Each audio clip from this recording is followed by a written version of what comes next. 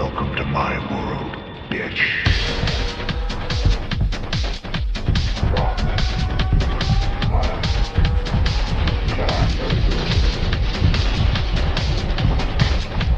The power of Christ compels you! The power of Christ compels you!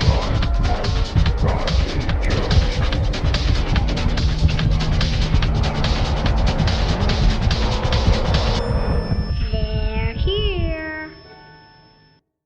Welcome to the 175th episode of the Supernatural Occurrence Studies Podcast. So monstrously paranormal.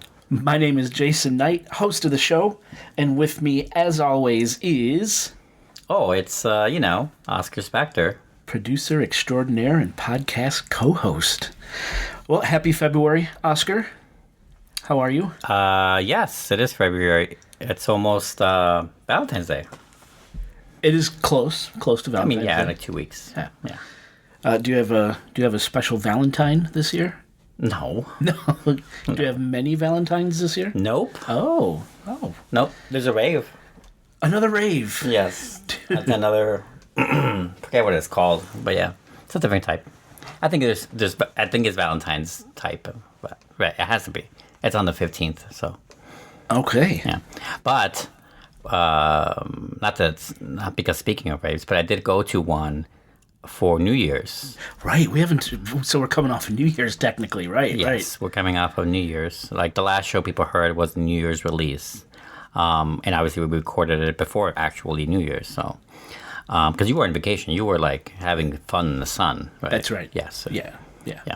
You were just, you were dancing tango with dolphins, right, and stuff like that. That's what you do. I got little stories about that. Yeah. I'll tell you, but Yeah. Okay. But you first. Me first. Okay.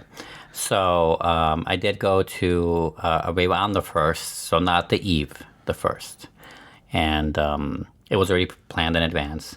And this is the first time I've done this. So like they have, it's not every time, but sometimes they do. They have like I don't know what because they're all different. I'm just gonna say there was a dominatrix that they hired for the event. of course. Or that they gave her space in the basement area, The basement area is where, like, people can dance. There's a bar there, too. But it's mainly for the where people fuck. That's what it is. They could dance. There's a bar. They could fuck. What? Right. That's like that area. Like, no one fucks in the upstairs or the main dance floor. That's what I mean. There's, like, an area for that. So she was there in some corner in this area. And she was spanking people. Like, there was, like, a line for it, and I wasn't in that line. A line to get spanked. Yes. For, like, 20 minutes. I forget what it was. So I did that. And That was my first time doing that. Because I've seen it before, but I'd never actually done it before. all right, so for New Year's and your birthday, Yes, by my the birthday, way, yeah. you got spanked. You stood in line to get She spanked. tied me to a St. Andrew's cross. Holy shit, are you serious? Yeah. In the basement In the basement. where people fuck. And it was like a wooden cross, too. It was like an OG kind of cross. This sounds horrifying. No, it was great. All right, It was hot. It was so great. explain it. So what happened? She tied you to this Yeah. the St. Andrew's cross. Yeah. Which I know exactly what you're talking about. I know exactly. I know that you know exactly what I'm talking about. So is it handcuffs? Is it rope? Is it velvet? What is it? It's like they're like basic leather restraints. Not Leather like, okay. Yeah, nothing metal. Okay. And she used like whips and crops and her hand. And there was this a weird one that I've never seen before. It's like black. It's not like a rock or anything, but it's like A rock? it's not like a rock. A brick? No, it's not that either. It's hard though, like one, but it's like it's more like leathery or some kind of ish material, and it's like blunt. Oh my god. It's like blunt. She used that. That was interesting. So like a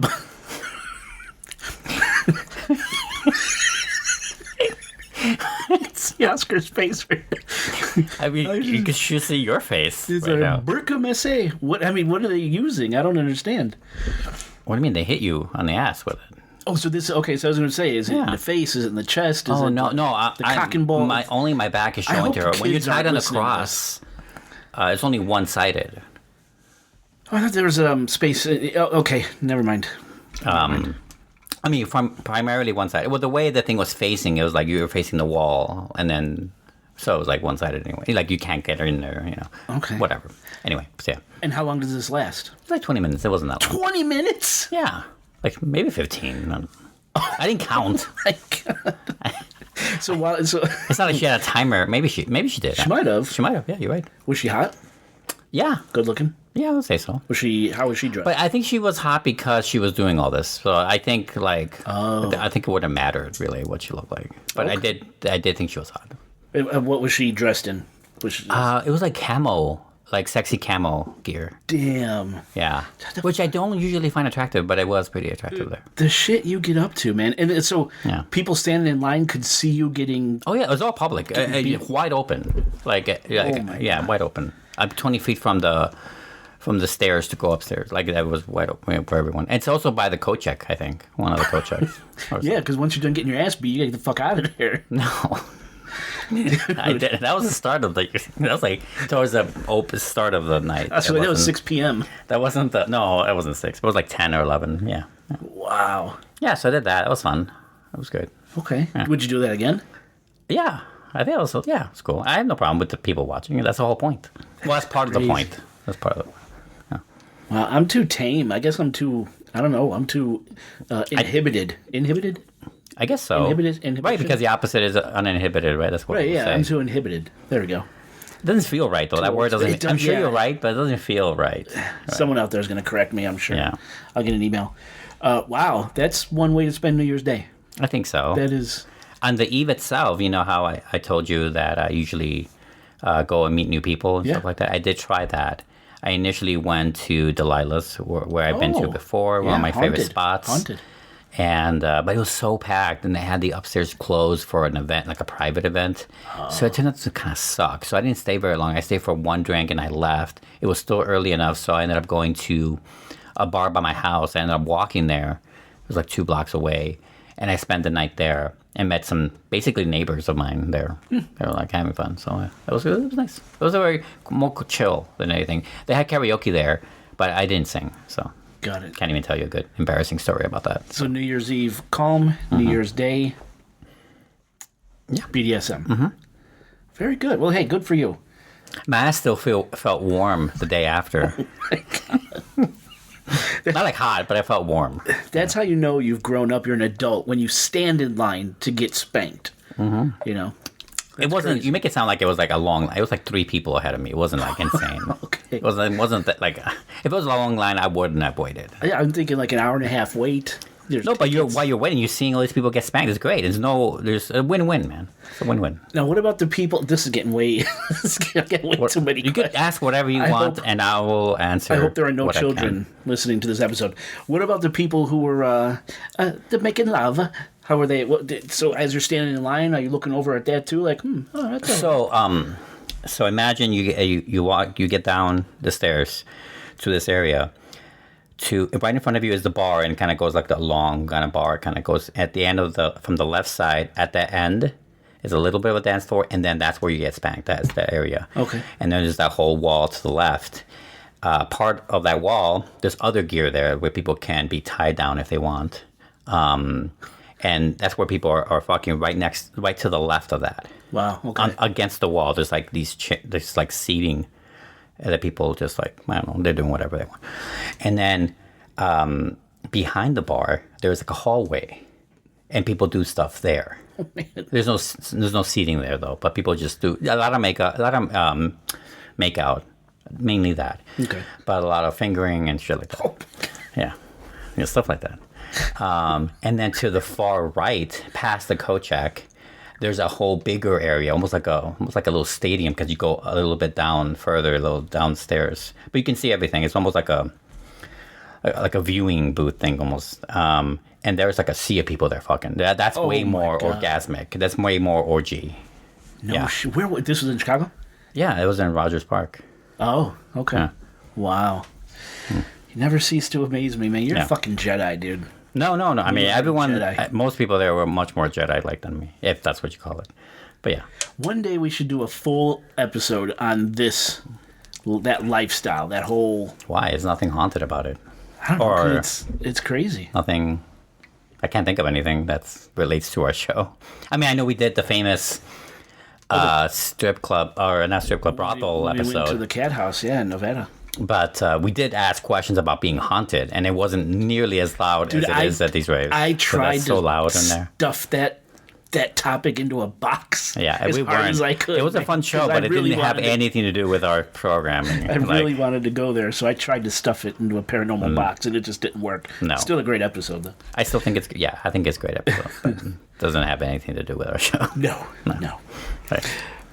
Wow, yeah, I mean, I can't top that. I mean, I was with my family on That's New Year's Eve, New Year's Day. okay. That's good. Just like I said I was going to be. We had a great New Year's dinner on the lake in Central Florida. It was that was awesome. We did a lot over those couple days that we were there. We went to 2 of the Disney parks. We swam with dolphins when it was 40 degrees outside. We were swimming in the water. It was the coldest I've ever been in my life. But you spend so much money to go, you're like, God damn it, we're going to do this.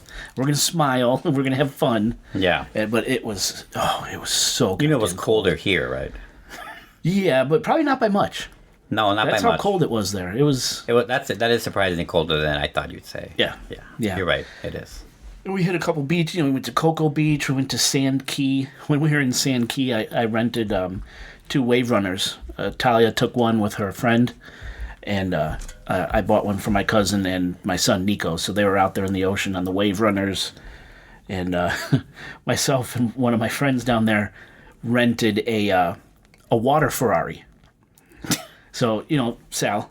Yeah, no, I know who it was already before you even said it. He's the one who rented, because I got the 2 wave runners for the kids and my cousin, and so he got the water Ferrari.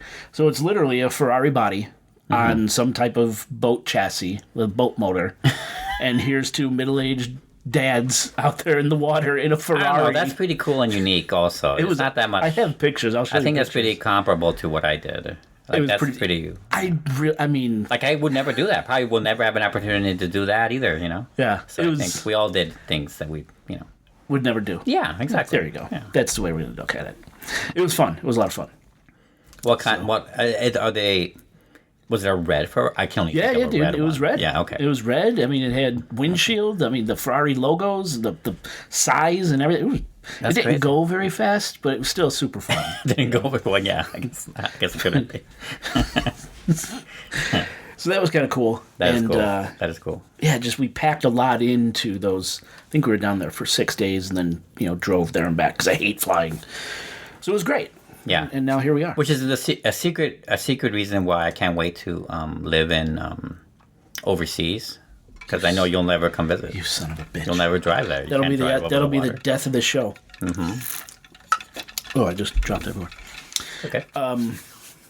Yeah, so now here we are, and I got a good topic that was pretty much your suggestion from the last show. It's so funny that you said that, because you mentioned this before off air. I'm like, I didn't think you'd take it that seriously. And B, I thought it was going to be like a farther future thing. No, I jumped on I it. didn't know you were going to jump. That's great to hear. Great to hear. I started thinking about it, and I really got into it, and I did Because all it's like, this when you give me research. those stats of how many truckers there are in America, and I know they're important and they're very vital and they're everywhere. You're right. I see them all the time on the road, right? Of course. But like, you never. It's an honest question to ask. Like, how many of them are killers then? I mean, it's got to be like there's a certain percentage. 1% out of every million or 100,000, then there's got to be a few of them that are truck drivers, I'm right? sure we've passed them, Right. as often as we're on the road. It's like the True Knot, right? You think you passed them. The True Knot True Knot. from Dr. Sleep.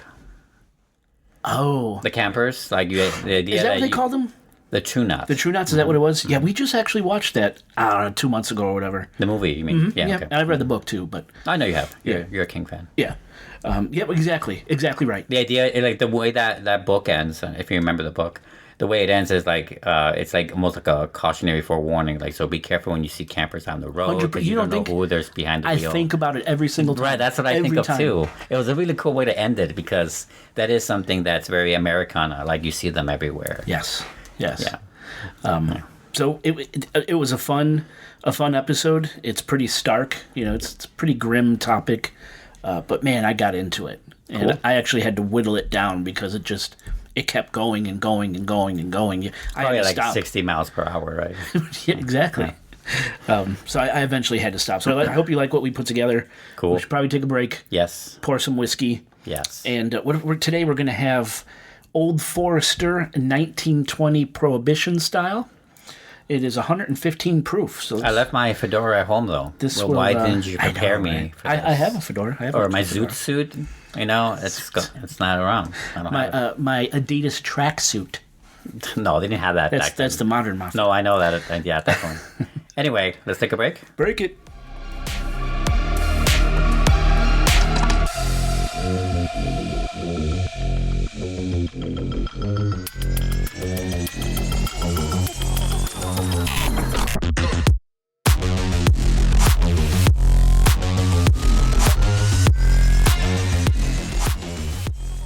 Listeners, welcome back to the show. Well, the lights are turned down low, the ceremonial candle is lit, and the drinks are flowing. Let's start this show. Let me first get a sip of the whiskey.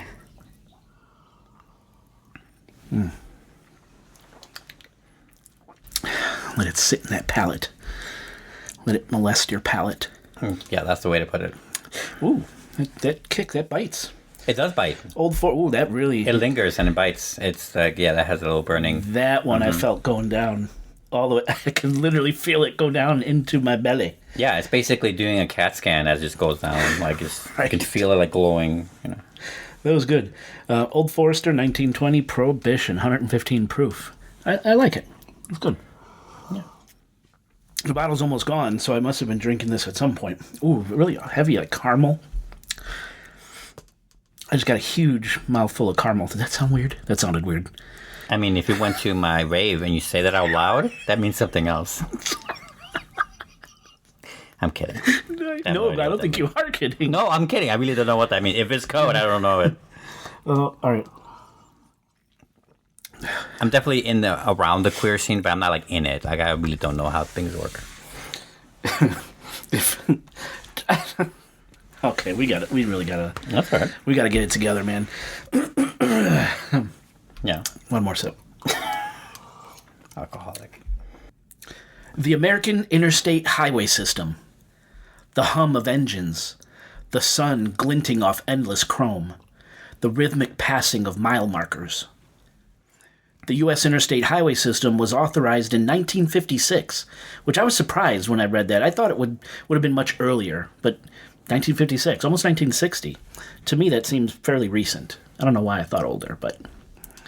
Well, you were a child when they were being built, so I don't know. Maybe you just didn't look around that much.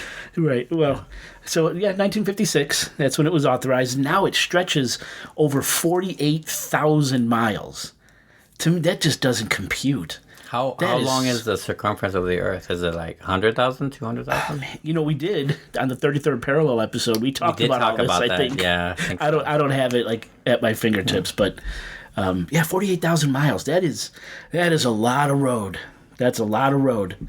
A lot of things could happen with all those miles. I mean, there are people that do that as a vacation, right? They go... They travel the country. Yeah, travel the country. Yeah. In the outtakes, we were talking about the Dr. Sleep and the people in the campers, the RVs. Very American thing to get into an RV and travel the country. Absolutely. Well, I'm sure there's people who've done the 48,000. I was just surprised. So the highway system was built to move people and freight efficiently, to shrink the distances between cities, and to connect the sprawling geography of our great nation. But highways don't move themselves. Beneath the concrete and the steel is a constant human current. Drivers who live their lives between exits, sleeping in cabs, eating at rest stops, watching the country slide by in the dark. The U.S. trucking industry employs approximately 3.6 million professional truck drivers, with about 2.2 million driving tractor-trailers, the big rigs, and they're moving over 70% of our domestic freight. If the trucker is long haul, those drivers routinely cross multiple states per trip, often overnight and often alone. I'm surprised that trains weren't bigger. I thought trains would have also a a bigger size of that pie. A bigger percentage of Yeah, moving. I mean, I'm sure it used to, but obviously it did before, like because trains came before cars. Sure. But like, I'm surprised that's 70. It's just for that seems like a lot. It does seem. You're right. That too is a pretty surprising statistic. Because trains are everywhere too. Yeah. I mean, I think they are anyway. I'm sure we could do an episode on train killers too. I'm sure it exists. Yeah, I don't know. I mean, I think that'll be less likely, obviously, because of the at best they only do 30%, right? Yeah. Because a lot of that's cargo flights, so that's got to be in the percentage somewhere. But also, like, they have, because they're so badly understaffed for decades now. That's what I hear. That per train route, I guess, no matter how much they're carrying, they have up to 2 to 3 engineers at a time. They don't have there's not that many of them. I see. So even though they could be carrying tons more than any truck could hold, it's still just 1 or 2 guys. So less likely that there'll be that many serial killers. I got you. That makes sense. But I'll say this though, much like truckers, rail yards and anything like that, depots of that nature, they're very secluded. They're purposely made in secluded off areas where not a lot of people live there. A lot of abandonment. This is why a lot of people can get access there and spray paint, shit like that. I was just going to say, back in my graffiti days. Yeah, taggers, we used to get they in the take train advantage of that yards. stuff, Yeah, for sure. absolutely. And a lot of them are kind of out of the way. Like the way we hide our garbage. Like will you be surprised where your garbage is? Like if you look up on your local landfill, it's around you. You just never think to see it because it's always hidden away behind some building somewhere, and you just never think of it. You smell it. Like, wait, I've been to Chicago's landfill. It's like it's in the city. You don't think it is, but it I've never is. seen it. Yeah, it's off the water, one of the area. Okay. Yeah, off the river, and it's just so interesting when you actually get there. I'm like, it's really hidden. You never would think to go here. Same thing is my Never point. been there. So that has its side of dark. Like, oh yeah, a lot of things could happen here. But whether it's by train conductors is probably not likely. Never. Not as likely, Yeah. Yeah, It'd be interesting to look, though, to see what that is. I think so too. That's homework, I guess. Now, truckers and the highway system, if you think about it, are literally our nation's lifeblood. Without them, we come to a screeching halt. Just take a look around you. Everything from food, fuel, medicine, electronics, any physical good you could think of that makes your life better Dildos. gets to dildos would probably be in a truck as well, gets to you in part by a trucker. That's what our interstate system is for. What the interstate system cannot do is remember the lives lost between exits, the disappearances no one logs, and the crimes hidden by the immensity of the road itself. Because you see, along these vital asphalt arteries, those 48,000 miles, bodies are regularly discovered, far from when they were last seen, or where they were last seen, days or even weeks after death, and often in jurisdictions with no corresponding missing persons report. Right. That makes sense. Now, for serial predators, the highways are not just roads. They're corridors of opportunity. Rest stops, truck stops, and desolate stretches of highway become hunting grounds. Mobile offenders exploit the speed and anonymity of interstate travel to abduct, transport, and dispose of victims across state lines, leaving investigators scrambling to connect disparate clues. A woman disappears near a rural off-ramp or from a truck stop. Days later, she's found hundreds of miles away, partially clothed, showing evidence of strangulation or assault. The cab of an 18-wheeler becomes a mobile crime scene. There are no witnesses, no surveillance, no records linking her to a suspect. The system forgets her. The trucks keep rolling. The scale of the U.S. highway network, twisting and winding its way through farmland, forest, and desert, creates a landscape where mobility becomes a weapon. For those who know how to navigate its interchanges and secondary roads, the interstate is both shield and hunting ground. Some killers exploit it systematically, stalking vulnerable women, many of them sex workers, known as lot lizards, whose lives are already marginalized and transient. Others act opportunistically, taking advantage of the anonymity of the road, the gaps in law enforcement oversight, and the distances that separate jurisdictions. This is a world where speed, distance, and isolation protect predators and delay justice. And within it, a terrifying pattern emerges. The highways of America are not just thoroughfares. They are witness to unsolved crimes, repositories of forgotten bodies, and corridors through which some of the nation's most dangerous killers have hunted for decades. Former FBI Assistant Director Frank Figliuzzi has... What? The name is funny? Nice German name. Frank Figliuzzi. Yeah. I love him. So he's repeatedly warned that highways are more than sites of crime. They're systems that fracture accountability. In public analysis, he's described the interstates as, quote, offender-friendly environments created unintentionally by modern infrastructure, end quote. When a victim is abducted in one county, murdered in another, and dumped in a third, the threads that might reveal a pattern unravel almost immediately. Clues are scattered, witnesses separated, jurisdictions isolated. The road keeps moving. Evidence slips away. Justice stalls.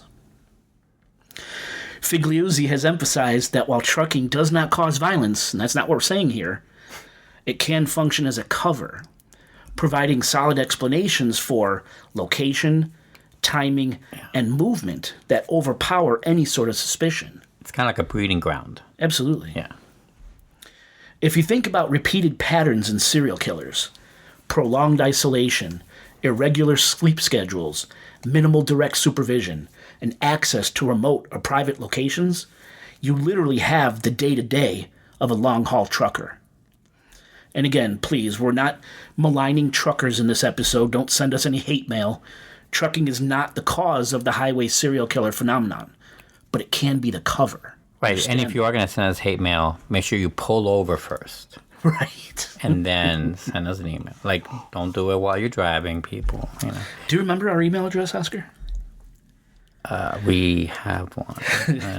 Contact. Chicago Ghost. Nope. Contact at chicagoghostpodcast.com. I said Chicago Ghost. Send us that hate mail. I said it. It shows I said us it. you're listening. No, you're a fuck You want asshole. more whiskey? No, I'm okay. All right. I'm nursing it. Yeah, you are. Kind of being a little bitch. Wow. I just came from a funeral. Ching. Edit that out. No, you're good. I'm big on bitch. I'm a big boy. I can handle it. I can be a bitch. Now, to investigate the highway homicide phenomenon, in 2004, the FBI launched the Highway Serial Killings Initiative, or the HSK, after analysts identified nationwide clusters of unsolved murders concentrated along America's highways, a pattern marked by hundreds of victims, primarily women, whose bodies were dumped near highway exits, rest areas, and truck stops, with crimes spanning multiple jurisdictions and showing recurring occupational overlaps among suspects, including long-haul trucking. You're already answering a question I had. I was like, as soon as you take a victim outside the state, you have to, as like the FBI's got to be involved. Like, Yeah. It makes a lot of the brick and mortar version of policing kind of obsolete because they can't investigate other people's jurisdictions or counties or whatever. Yep. Yeah, even outside the state troopers and stuff, like, yeah, they have the state, but as soon as you cross it, they don't have the state anymore. That's right.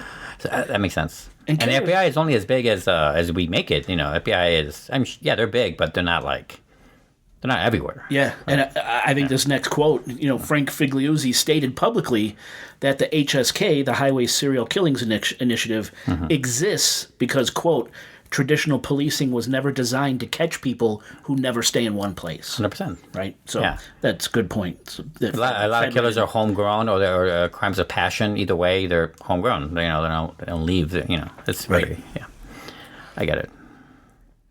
Now, a critical component to the highway homicide phenomenon is the systematic targeting of so-called lot lizards, women who work as sex workers in truck stops, rest areas, and along interstate corridors. These women are disproportionately vulnerable. They're economically marginalized. They're transient or disconnected from stable families and communities. They're isolated in environments dominated by truck traffic, and their business is cash-based. There's no paper trail. Right. And when you cut off their tail, they grow a new one.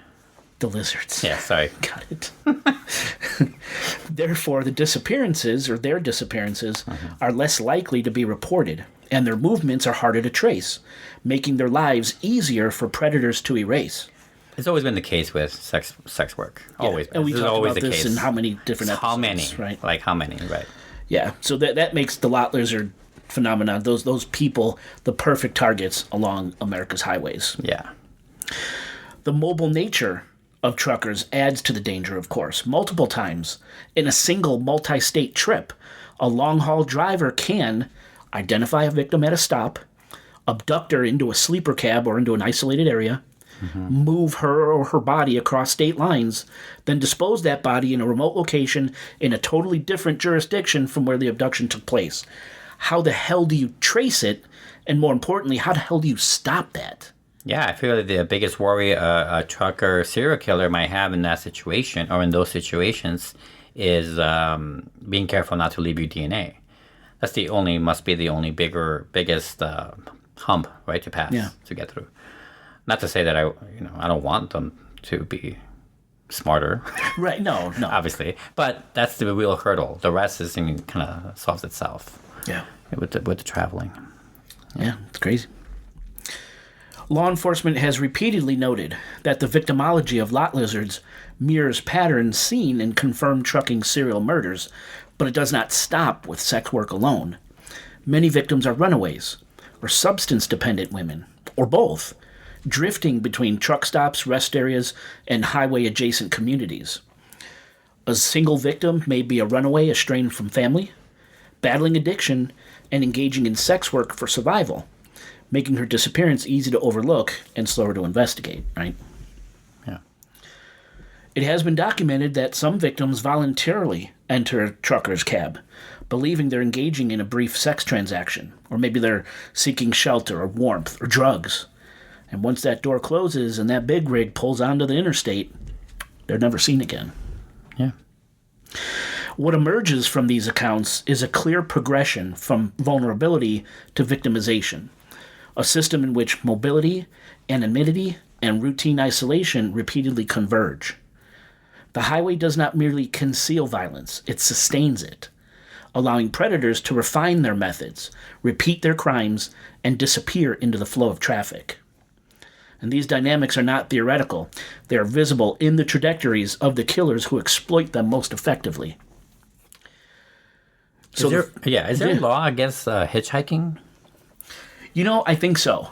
I do or think maybe if there hitchhiking is, it's illegal. maybe depending on the state, or you think it's a federal? I would assume state by state. Okay. I would think state by state. Because I assume this is what people are worried about, right? Like, what do you mean? Violence towards these strangers. Yeah. Right? Yeah. That's the whole point. Yeah. Human trafficking could come into play. Oh, yeah. Snatch someone and traffic them. And Because you always get the sense... This isn't the 60s anymore. I'm sure it's not true. I don't know how it was back then. But it feels like it used to be much more of a wholesome thing to happen. Absolutely. Not like bad. They did it all the time. Right. The 60s, that's how they got around. Everyone hitchhiked. Well, that's how it felt like, but I really wasn't around, so I can't say. Yeah. I think the know. Manson murders. And I'll make fun of you all the time for being old, but you weren't around either, so it's hard to say how it was. Yeah, man, 60s, 70s, they loved that. I can't ask my parents; they were in Mexico. That's cheating. That's different. Yeah, I don't know. Yeah. They don't know anything. I'm the first gen, so. Damn, Gen 1. All right. Mm-hmm. So these killers, they're exploiting this system, this unintentional system, right? Yeah. So the first and perhaps most chilling example of a highway serial killer is Robert Ben Rhoades, a man who transformed his long-haul truck into a weapon. He turned the interstate into a moving crime scene and his sleeper cab into a place from which victims rarely emerged alive. His last name was Rhoades?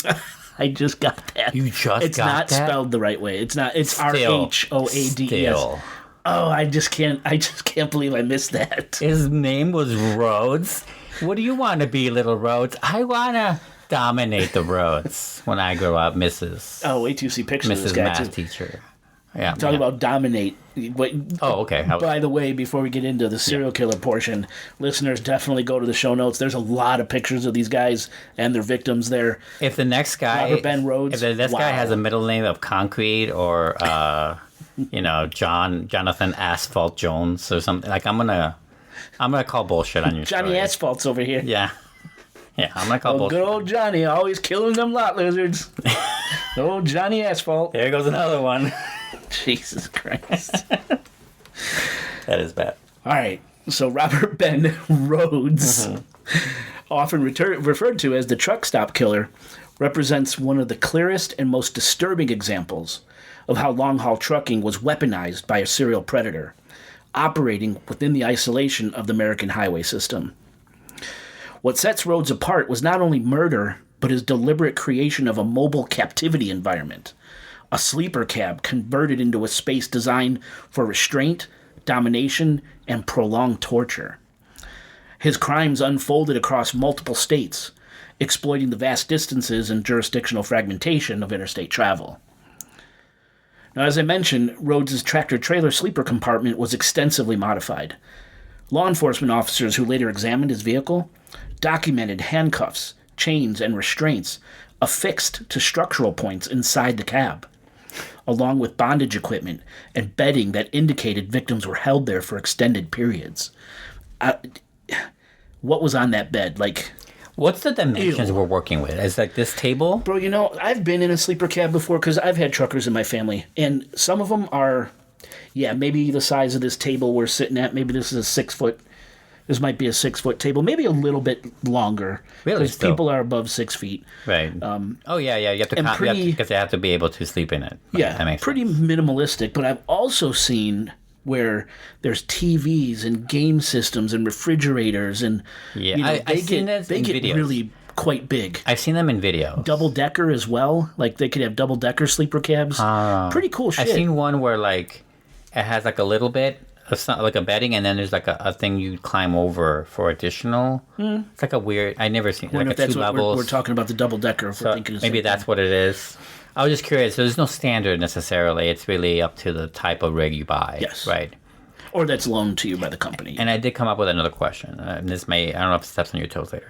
But when it comes to these truckers, I know that monitoring, even though it's kind of new, is heavily around these days. Yeah. Like there's a camera that's constantly doing it for accidental purposes, also to monitor the driver himself, make sure they're not like falling asleep or they're doing something shady. I don't mean killing, but like other shit, like cheating on their. I don't know what they would do. I don't know how it works, but they have cameras like embedded into the cab. Now, I also know because one of my friends growing up was a truck driver, his dad was.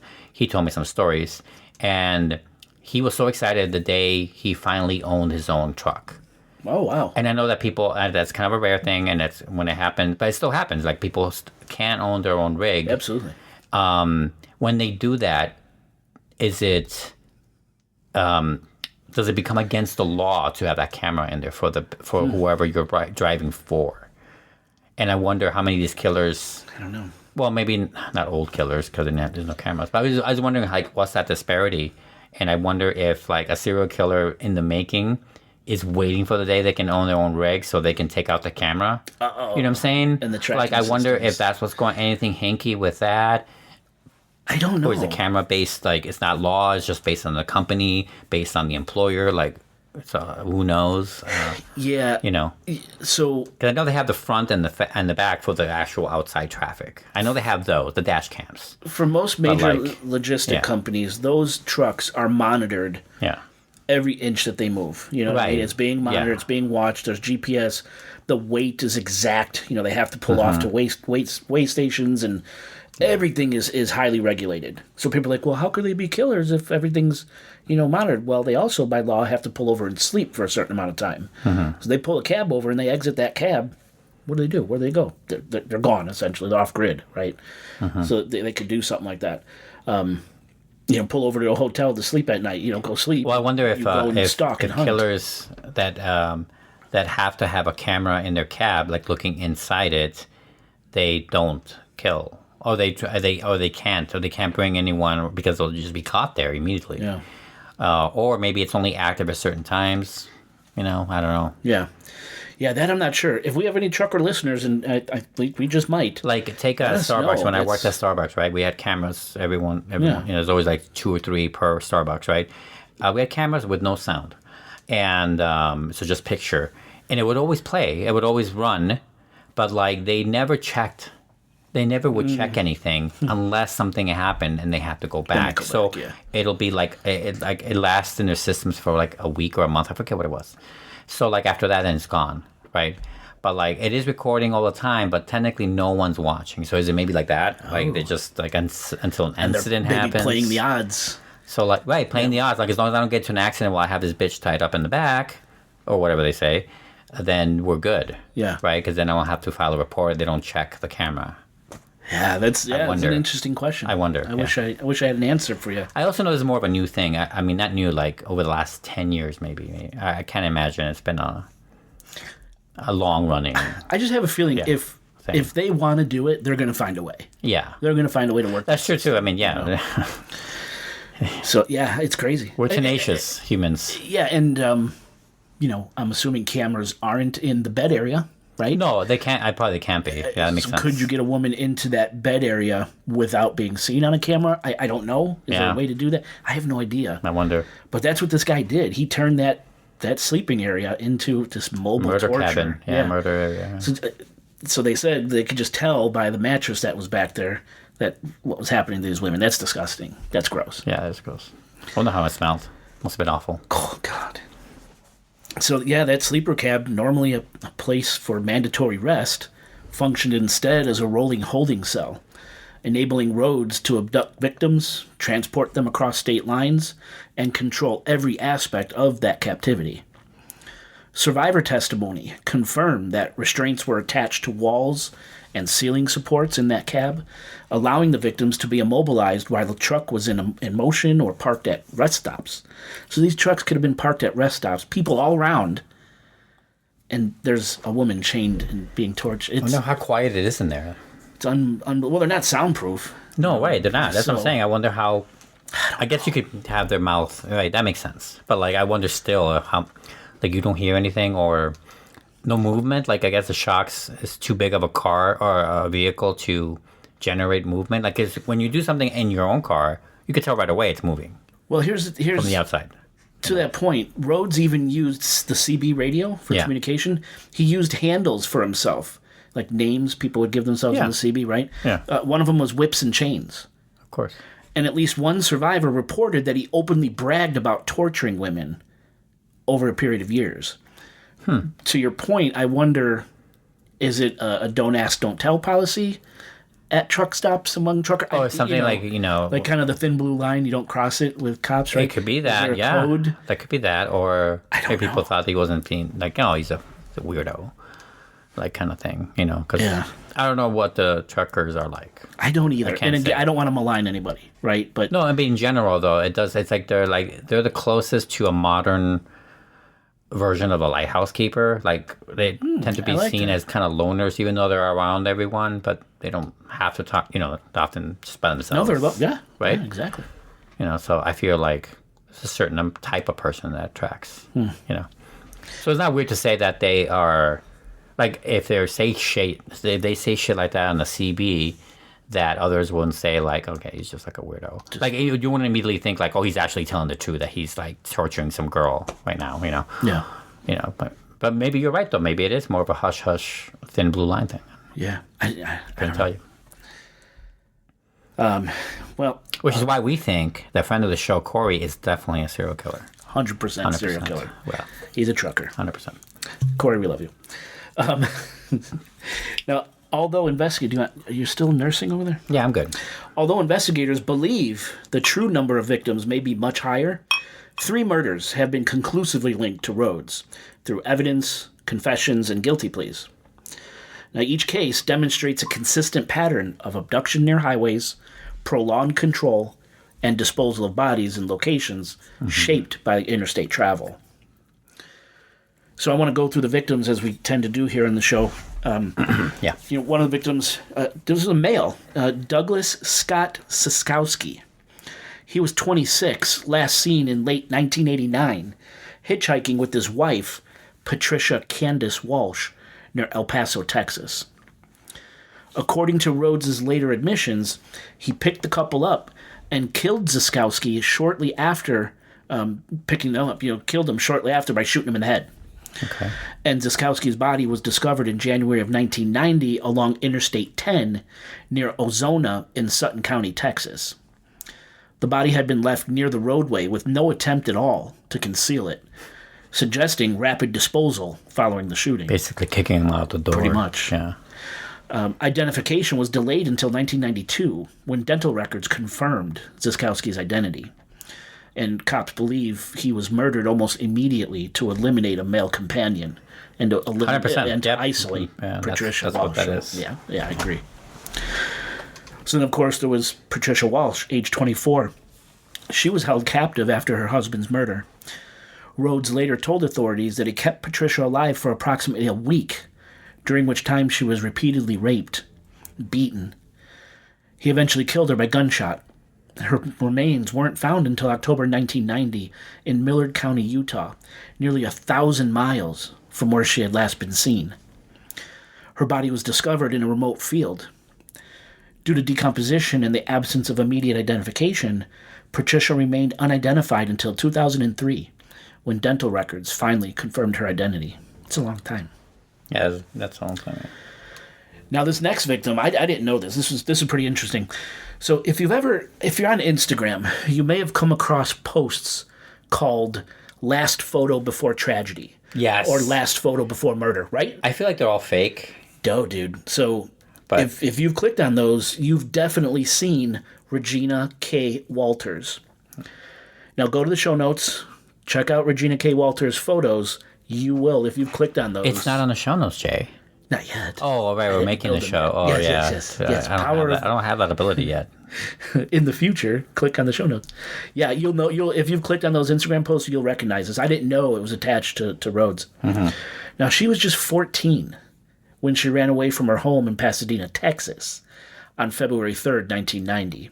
Yes. She was traveling with her boyfriend, Ricky Lee Jones, who was 18.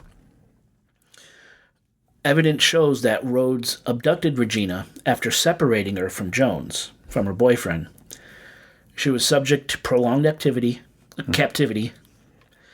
I don't even want to know what he was doing to her, but he took a lot of photos, specifically of her restrained and bound. Really? Images that later became central to his prosecution. Now, he ultimately killed Regina by strangulation.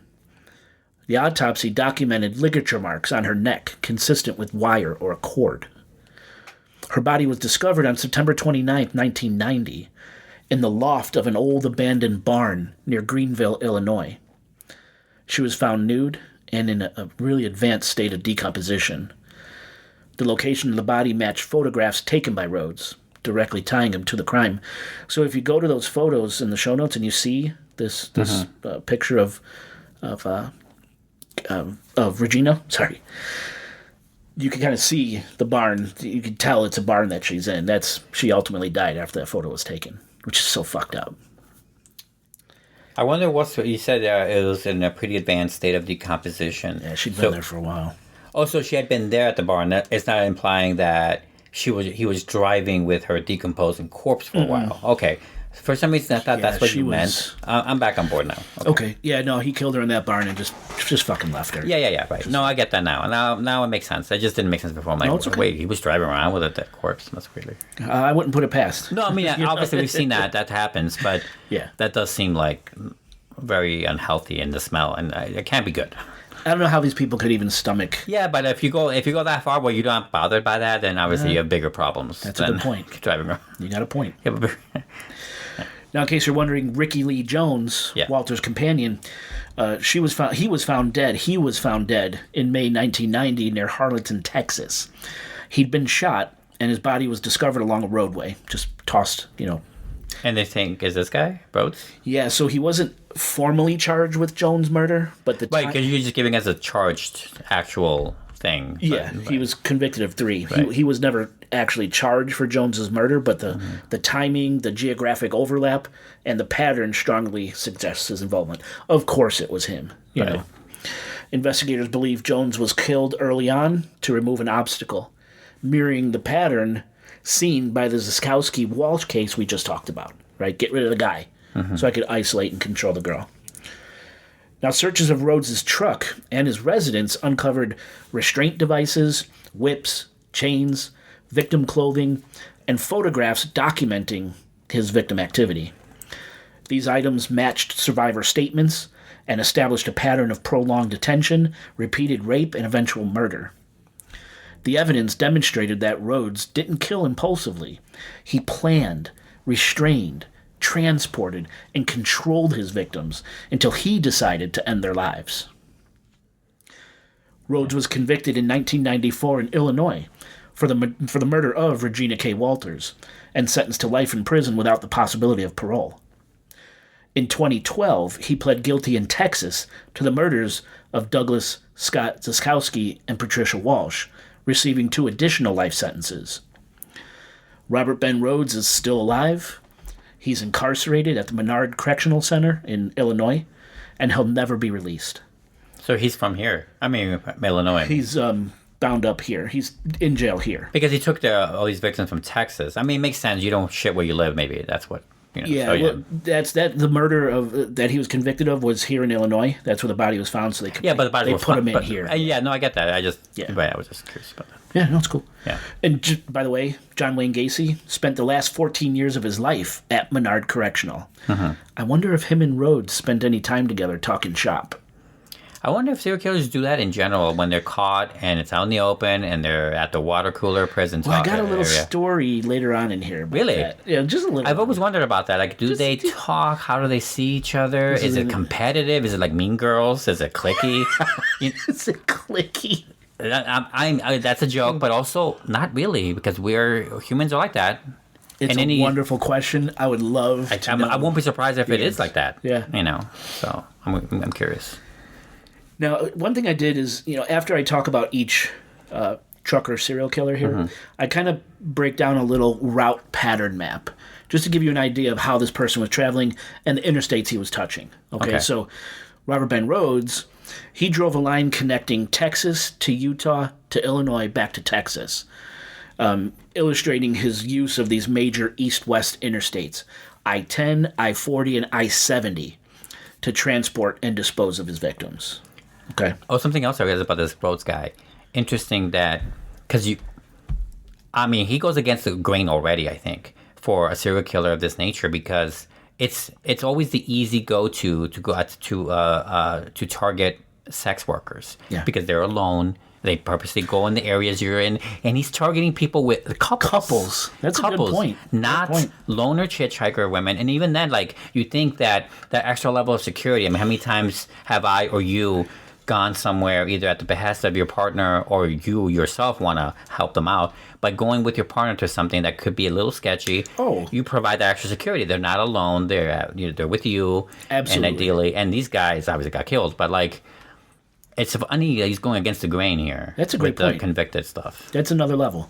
Another level. So Good. Not good. You know what I mean. yeah, but yeah, analysis. Yes, yeah. Now, next trucker, Dellmus Charles Colvin. You should see Oscar's face. It's the best. That's his name. He's from the South, right? Dellmus.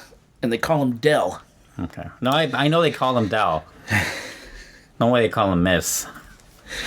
Now, this is a frightening example of a serial predator whose killings were not marked by elaborate torture or spectacle like Rhoades, but by a sustained pattern of targeted strangulation, namelessness, and geographic dispersion that allowed him to operate for nearly 2 decades before justice caught his ass.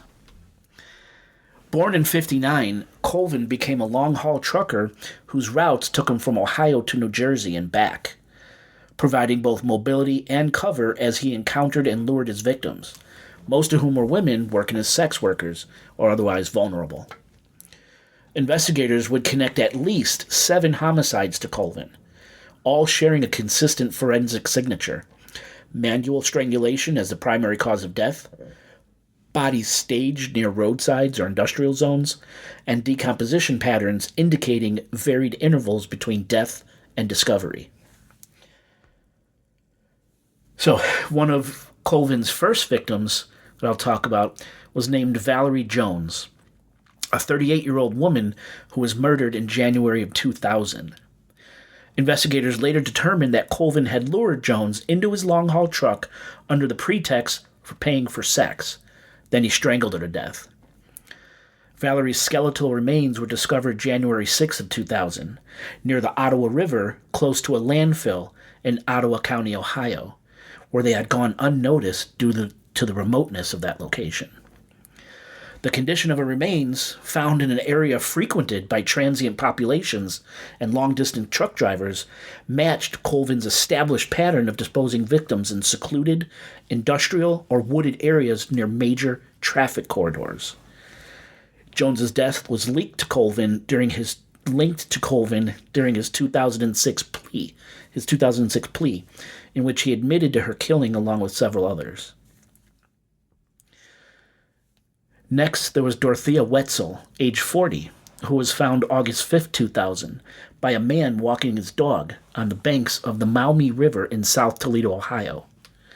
Wetzel's remains were skeletal at the time of discovery, indicating that she had been dead for an extended period of time before being located in a relatively isolated riverside area near industrial zones. Forensic examination and later confession by Colvin established that she was strangled and abandoned in that riverside setting. During a 2006 interrogation, Colvin acknowledged killing Wetzel as part of his broader pattern of targeting vulnerable women, transporting them after sexual encounters, and disposing of their bodies in out-of-the-way locations connected with his trucking routes. There was Jacqueline Thomas, age 42, who Colvin killed after she was lured into his truck. According to police reports, Jacqueline's body was discovered September 2, 2000, along a roadside just across the Michigan line, near Smith and Telegraph Roads in Bedford Township, a location accessible via major arterial routes and secondary roads. Thomas's remains were found in an outdoor setting that delayed their detection and complicated initial investigation efforts. Colvin later admitted to her strangulation during his plea deal negotiations, and the circumstances of her disposal matched similar patterns seen in Colvin's other crimes. There was Lily Summers, age 43, who was found dead April 8, 2002, in a 45-foot tractor trailer behind B&B Repairs near Metcalf Field in Wood County, Ohio. This guy loved Ohio. Her body was discovered hidden among industrial equipment and transport vehicles, a telling choice of disposal site that reflected Colvin's full familiarity with trucking yards and semi-private spaces adjacent to major transportation corridors. Yep, my thinking too. Prosecutors and investigators determined Summers had been strangled after being lured into his truck under false pretenses, probably for sex. Colvin admitted to killing Lily during plea negotiations.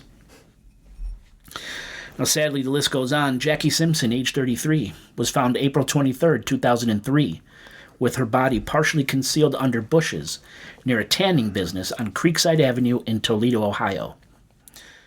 Prosecutors reported that the remains were wrapped in a sheet and blanket, an attempt to obscure that body in this semi-secluded space.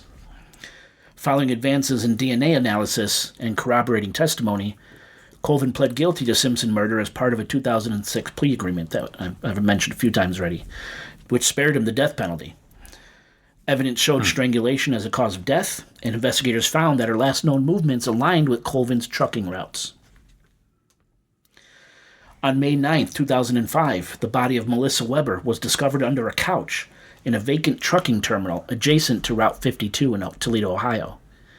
Forensic examination revealed similar injuries: fractured hyoid bone, so she was choked, extensive neck soft tissue hemorrhaging, no signs of prolonged struggle, meaning that manual strangulation achieved quick unconsciousness. Yeah. He knocked her out quick. He's a big guy, too. If you look at the photo, he's huge. Yeah. Melissa was found wrapped in a purple comforter, which had been bound with strips of bed sheet. Yeah. And finally, there was Donna Lee White, age 27, who Colvin killed much earlier than his Ohio victims. Her murder occurred on September 15, 1987, in Atlantic City, New Jersey. At the time, authorities initially attributed her death to acute substance intoxication, OD, and the case went cold for decades.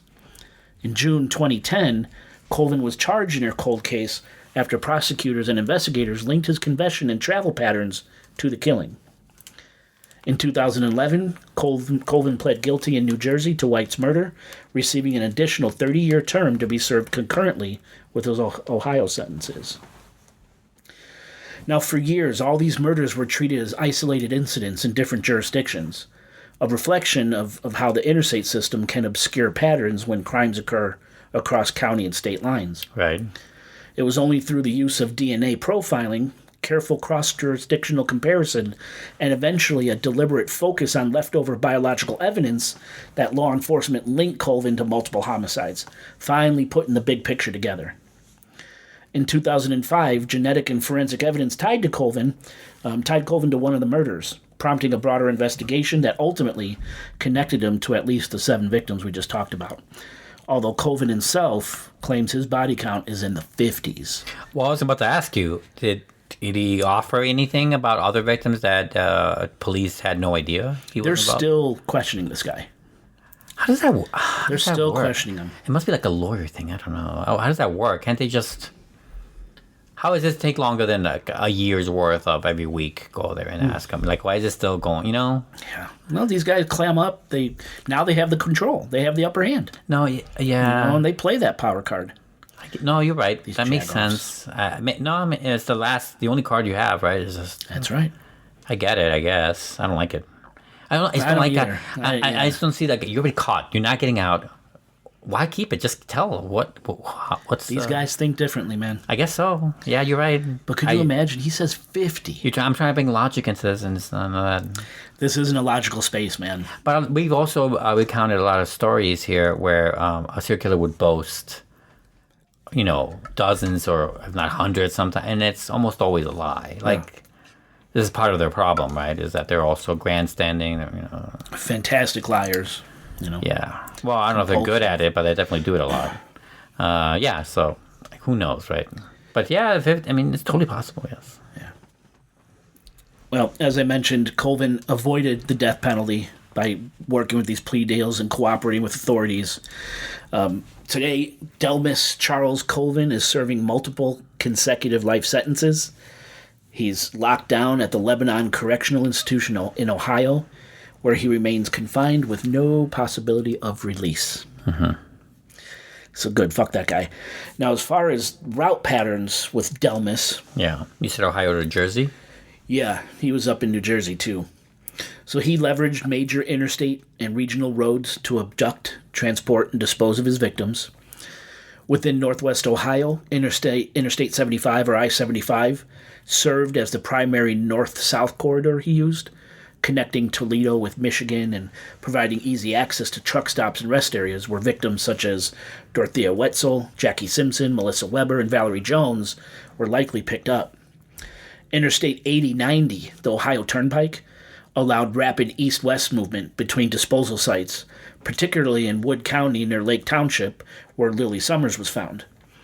Local alternatives like US Route 20, offered parallel east-west access for approaching victims while avoiding the main highway scrutiny. And state routes 51 and 25 connected industrial lots, riverbanks, and remote roadside locations, including Dorothea Wetzel's Maumee River site and Jackie Simpson's bush-covered disposal area. In New Jersey, Colvin exploited the Atlantic City Expressway and Garden State Parkway, demonstrating his ability to perfectly replicate this highway-centered methodology far from his Ohio killing grounds while maintaining mobility and anonymity. Now, the next long-haul trucker I want to talk about, long-haul serial killer trucker I want to talk about, is Bruce Mendenhall. His crimes were notable for the combination of mobility and audacity. He killed and disposed of victims in and around public spaces, including truck stops, motels, and highways, often where other travelers were present. What? That's pretty bold. It's bold. His murders, Mendenhall's murders, took place primarily in 2007, and investigators later connected him to at least 3 confirmed homicides, with additional suspected victims possibly linked through MO, geographic patterns, and witness testimony. Mendenhall's crimes are marked by manual strangulation. These guys love strangling. Every one of them. It's the best way to do it with your bare hands. Yeah. What I'm saying, you can't. You know how hard it is to beat someone to death? That's really, really difficult. Well, it's supposedly really difficult to strangle someone, too. Yeah, but that's easier. I think it's just the most DIY thing. You only need your hands. You don't need anything else. You don't have to, But also so up close and personal. That's a part of it. There's a fucked up sense of intimacy achieved with strangulation, right? That must be part of it. Looking them in the eyes, their breath, right? I guess so. It's fucked. Whatever gets that going for them. Yeah, that's what it looks like, I guess. So this guy likes strangulation and beating. A lot of blunt force trauma in this one. So they got a mixture of intimate control and sudden violence with this guy's. Intimate control through the strangulation and sudden violence with the beatings. Mm-hmm. Now, one of Mendenhall's first confirmed victims was Sarah Nicole Holbert, age 22. Holbert was last seen in May 2007 in Nashville, Tennessee, where she'd been staying near the Interstate corridor. Her body was discovered along a roadside near I-40 outside of Nashville, partially clothed and in a secluded embankment, a location that delayed discovery despite proximity to the highway. Like, she was right there.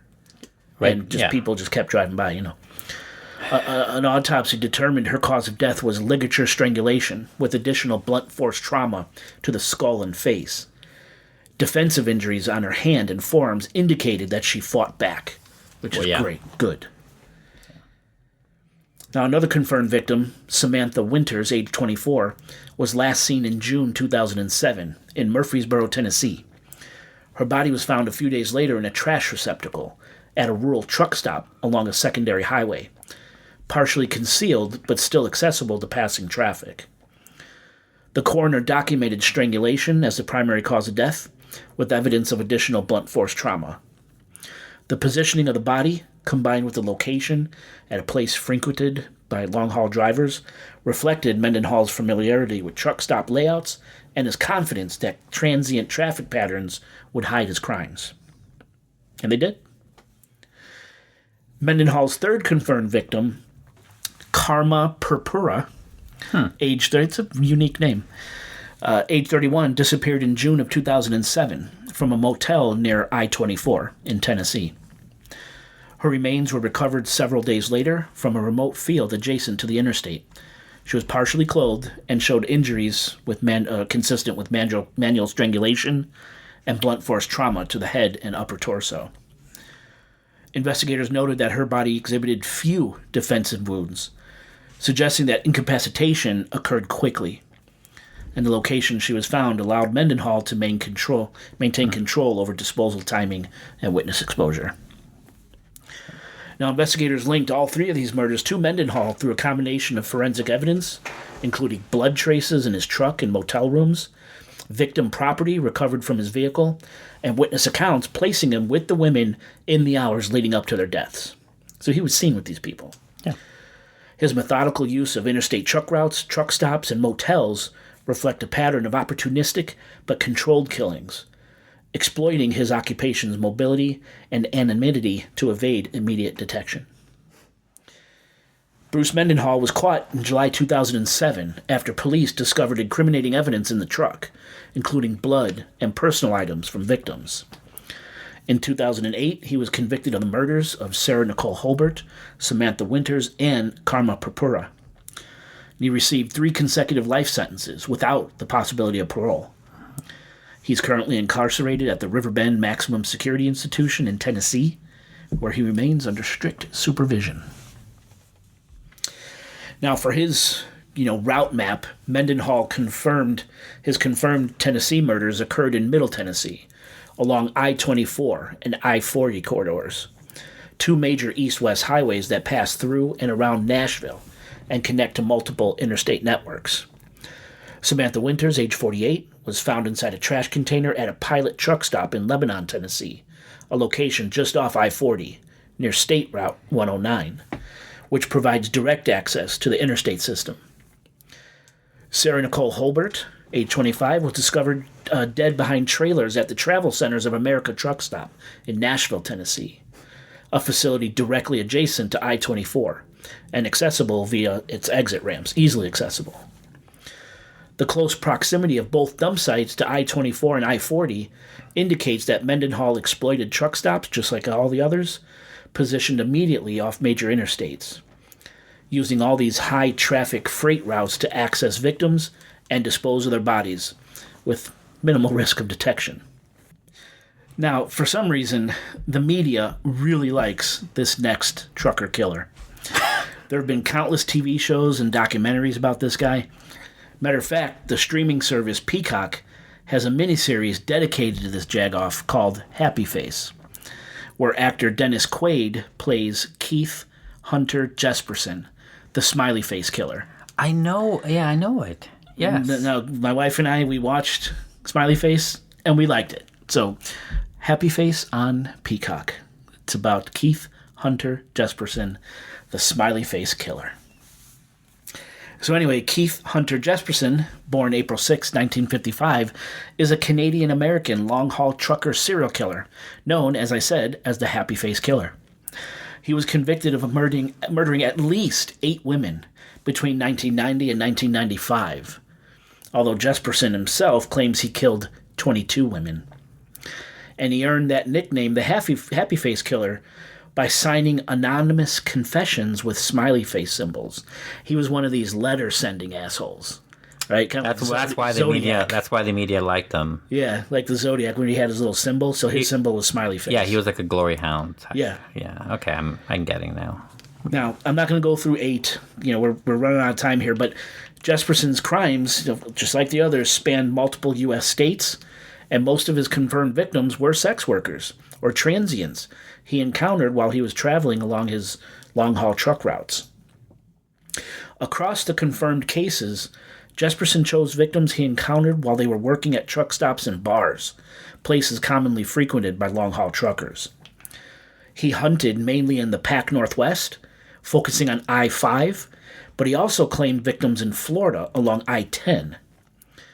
Jesperson's preferred method of killing was, guess? Strangulation. Yeah. And at least some instances, he also beat and raped his victims before he strangled them to death.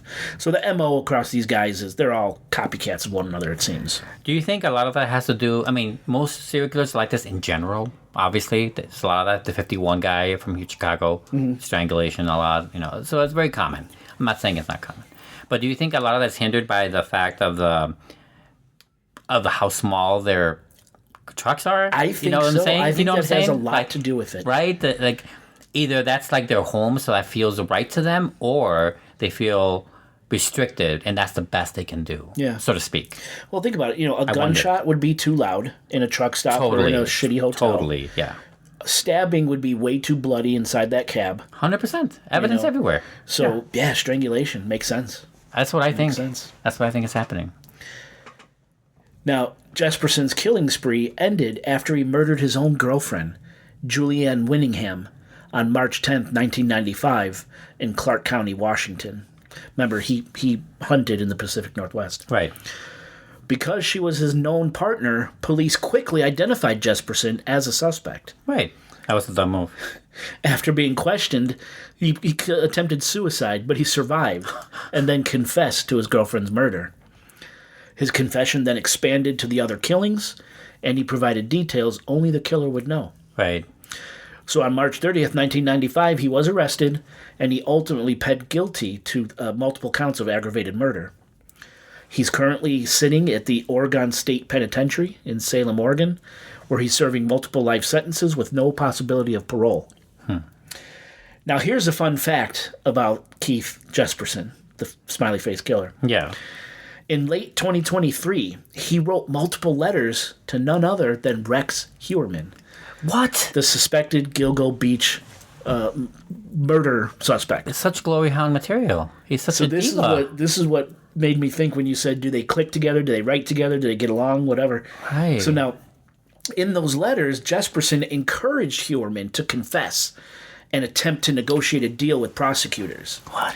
He argued that a confession could spare Huerman the media spectacle of a lengthy trial and maybe even result in better long-term prison conditions than the county jail where he was being held. Like you could get a range where you don't like you could see the library or Some sort of whatever. yeah. Extra hour on the yard or Some favorable, or at least not the death penalty maybe. or even that too. A lot of people are afraid of that.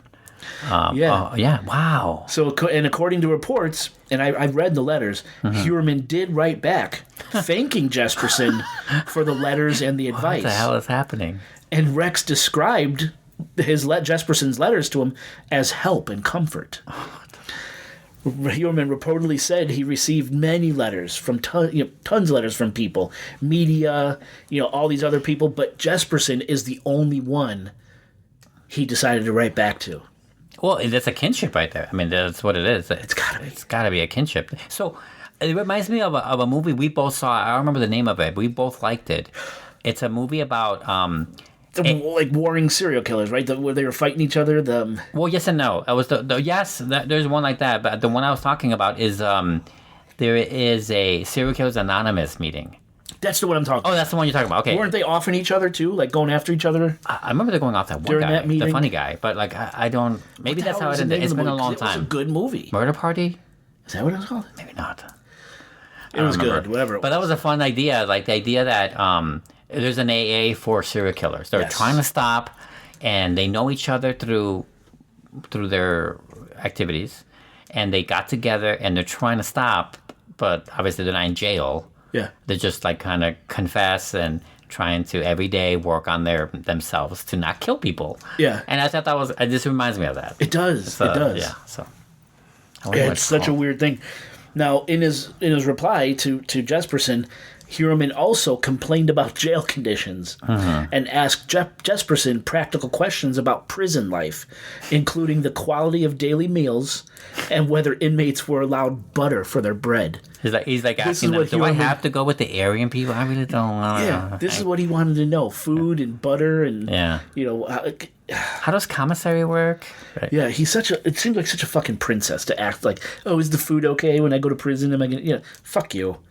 Do I get butter with my bread? You get a fucking shank with your bread. Yeah, but at the same time, like, think about, like, when you're at let's say you're dragged to a place you don't want to go, a party or a get-together or a school event maybe, you have kids. Yeah. And you're there, and there's all these people there, you either don't know them or don't like them. And you see someone, they start talking about supernatural stuff. You're suddenly, boom, your eyes light up, something to talk about, you get right in there. Kinship. Right. I think that's what this feels like to them, It really does. Must be that. Such a crazy thing. Yeah. Such a crazy. And of course, it ties into our Gilgo Beach murder episodes. 100%. Right. So that was great. That was last year or the year before? Last year, right? Yeah, in 2025. We did like 3 episodes in 2025. Yeah. Listeners, you could look up Wayne Adam Ford, another trucker serial killer, a real sick fucker too. Ford murdered at least 4 women between 97 and 98 in California and Nevada. And 3 of the victims, this is the first time we're hearing this, 3 of Wayne Adam Ford's victims were dismembered. So he's a chopper, this guy. Huh. Now, I want to do it again because I keep fucking up his name. Wayne Adam Ford is particularly notable for the way he was caught. Ford turned himself into police, and he actually had a severed breast in a bag in his coat pocket when he turned himself in. What? Police found it. Well, they didn't find it. He turned himself in. You can't find something if it walks into your precinct. No, I'm saying, when they frisked him down, boom, like he didn't tell them. Right. They just found it. That's like, what the fuck, dude? I don't know why that's funny. That's like a macabre kind of funny. Yeah. Okay. Could you imagine being that cop? No. No, I cannot. That's terrible. Now, the breast belonged to a sex worker named Patricia Ann Tamez, or Tamez, Tamez. Ford abducted Patricia. She was bound, suffered intense head trauma, blunt force injuries, had her back broken, and her breast was severed prior to death. So she was alive when he took it. Just vile. It's pretty gruesome. Now today, Like the Ripper Crew. Exactly, Chicago Ripper Crew. That was a good episode. Listeners, go back and check out our Chicago Ripper Crew. I still remember some of those details. Yeah, they burn into your mind. Yeah, they do. What those guys did. Yeah. So today, Wayne Adam Ford is alive. Unfortunately, he's incarcerated and he's on death row at San Quentin in California. Isn't there a famous song about that? There is. Johnny Cash? That was Folsom. Folsom. That was I know, but didn't he also did a song about San Quentin? Not that I know of. Oh, he mentions it? He may have played at San Quentin, but his famous prison is... No, I know Folsom is the famous one. yeah. I know that, but I doubt. Whatever. He may have even did a little time at San Quentin, matter of fact. Maybe that's what I'm thinking. I would have to check. Something with Johnny Cash. I know he was in prison. Some country thing. Could have been San Quentin for a while. Mm-hmm. So, Oscar, there are too many of these assholes to talk about. Mm-hmm. We just don't have the time to cover them all. So I mean, you went from the 80s up to the 2000s, so... Yeah. So I'll end this section of trucker serial killers with Clark Perry Baldwin. A lot of 3 names. I know. Now, Baldwin is officially linked to 3 known victims, but investigators have also explored his connection to 3 others, including 21-year-old Tammy Zwicky. A senior at Grinnell College in Iowa, Tammy vanished on August 23, 1992, while driving from Evanston, Illinois, back to Iowa, back to college, after dropping her brother off at Northwestern University. Now, I was a senior in 92, and I vividly remember Tammy's face being everywhere on Chicago news. Everybody was looking for Local Tammy news. Zwicky. Yeah. So when Tammy's car broke down near the Utica exit on I-80 in Illinois, more than 60 witnesses recalled seeing her under the hood of the car, like trying to figure out what's wrong with her car. And law enforcement estimated that 26 different drivers pulled over to offer her help. 26. She's blonde, young, go figure. Right, okay. So yeah. everyone's pulling over to try to help her. So It's funny how that's the opposite now. No one will do that. No. It's funny. And continue, sorry. No, just so all these eyewitnesses, right? Yeah. Yet no one witnessed Tammy's disappearance. And of course, she didn't survive. Tragically, her body was discovered 8 days later along I-44 near Joplin, Missouri, nearly 500 miles away from where she broke down in Illinois. She'd been stabbed to death and was found wrapped in a white sheet and a red blanket, bound at both ends with silver duct tape. And to this day, despite all the eyewitnesses, no one was ever convicted of Tammy Zwicky's murder. The only lead was that a tractor trailer, big rig, with 2 brownish-orange diagonal stripes on the cab and trailer, was seen near Tammy's broken-down vehicle that day. The driver of the tractor trailer was described as a white male, between 35 and 40 years of age, over 6 feet tall, with dark, bushy hair. Clark Baldwin and Bruce Mendenhall were both investigated for Tammy's murders, but it appears they were both cleared. For now. Soon, hopefully, advancements in DNA technology will help finally solve Tammy's case. I remember that like it was yesterday, man.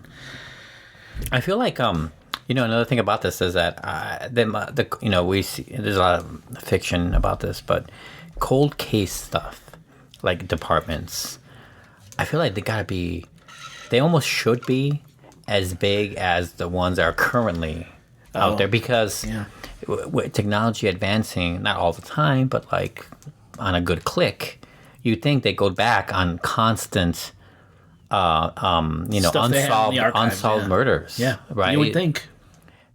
But I'm sure it's not. I'm sure it's woefully underserved and all that. But I'm saying you could just 24/7 this thing. Underserved, understaffed, priority. Right. They're transient. Well, Tammy Zwicky wasn't, of course, but I mean, it shouldn't matter, but I know it does. But right, you're right. It should not matter. Life is a life, but so we don't know the internal workings, right? I'm sure a lot of factors come into play, but I mean, you would think cold case per not per precinct, maybe, but like per zip code, no problem, or per county, no problem. Constantly going, working it. I feel like you could solve a lot of murders. I wish they would. Maybe one day. And just to know, maybe what happened. Yeah. Not even to say, we're going to catch every killer every time. But no, just to know what happened, who they were. And a lot of give people the don't family know. Closure. A lot of people don't know who they are, Yeah. I would hope with the advancements in AI Yeah. and DNA technology, bringing those two How would those two AI technologies together, help in that scenario? analyzing DNA, I guess finding so. patterns, Maybe. searching Oh. archives. Okay. AI could search 1,000 records in a second. You know what I'm saying? That's true. Give it parameters and let it loose. Hopefully, we'll start seeing more cases solved. Yeah.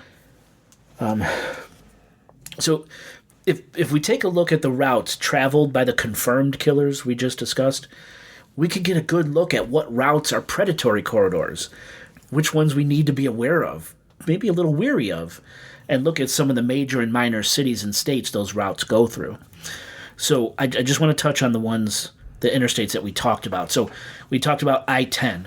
I-10 runs through Los Angeles and San Bernardino, California, Phoenix and Tucson, Arizona, Las Cruces, New Mexico, El Paso, San Antonio, Beaumont, and Houston, Texas. Of course, we just did the Houston Bayou murders, right? Last episode. It passes through Baton Rouge, New Orleans, and Lake Charles, Louisiana, Gulfport, Mississippi, Mobile, Alabama, and Jacksonville, Tallahassee, and Pensacola, Florida. Be mindful, listeners. Watch when you're on I-10. I-40. We talked about I-40. It goes through Barstow, California, Flagstaff and Kingman, Arizona, Albuquerque and Gallup, New Mexico, Amarillo, Texas, Oklahoma City and Weatherford, Oklahoma, Little Rock and Fort Smith, Arkansas, Memphis, Nashville, and Cookeville, Tennessee, and Winston-Salem, Greensboro, and Raleigh, North Carolina. Now, of course, this isn't every city that these interstates go through. They're kind of the big ones, the majors and the big cities, right? 100%. Yeah. I-5 we talked about, that's California, that's LA, Sacramento, Fresno, Bakersfield, Redding, Stockton, and Modesto. That's a lot. It is. For just one state. It goes through Washington, specifically Seattle, Tacoma, Olympia, and Vancouver. And Oregon, Portland, Salem, Eugene, Medford, and Ashland. I-70, we didn't even talk about the I-70 killer, an unknown predator that's responsible for at least 6 murders of mostly young female retail workers. This maniac drove all up and down I-70 shooting women in retail stores in Indiana, Missouri, Kansas, and possibly Texas, although I-70 doesn't run through Texas. But still, the majority was done on I-70. And I remember this pretty vividly, too, this shooter. I remember the Indiana shooting. No reason, no robbery, just walked in and just fucking killed these kids. And they were, I think Indiana were pretty young. Girls were pretty young working there. So we didn't even talk about the I-70 killer. Listeners could look that one up. But I-70 also goes through Green River, Utah, Denver and Grand Junction, Colorado, Topeka and Hayes, Kansas, Kansas City, St. Louis and Columbia, Missouri, Effingham, Illinois, Indianapolis and Terre Haute, Indiana, Columbus and Springfield, Ohio, Washington and Breezewood, Pennsylvania, and Baltimore and Frederick, Maryland. Last one, we talked about I-24. I-24 is Metropolis, Illinois, Paducah and Hopkinsville, Kentucky, Clarksville, Nashville, Murfreesboro, and Chattanooga, Tennessee, and Ringgold, Georgia. I always travel 24. I always travel, 24. I travel, what else? 10. Okay, on this list, I do a lot of traveling on 10 and 24.